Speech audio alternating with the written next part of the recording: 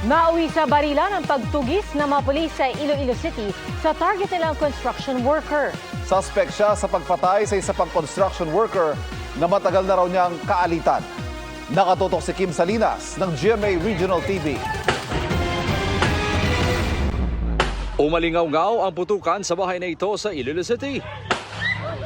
Dito nakatira ang construction worker na na-corner at nakabarila ng mga tauhan ng SWAT. Maya-maya, tinawaan siya at tuluyang nasa kote.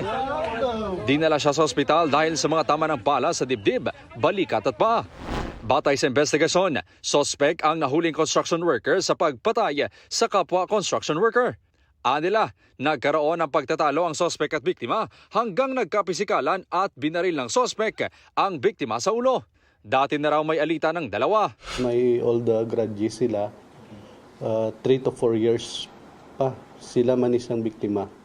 So daw naagi naman ni ganit blagin hacking incident man to sang suspect man ang biktima. Inaalam kung pag-aari ng suspect ang ginamit niyang baril at kung rehistrado ito. Sinubukan ng GMA Regional TV na makuhanan ng paayag ang mga kaanak ng suspect at biktima, ngunit tumagi muna silang magbigay ng statement.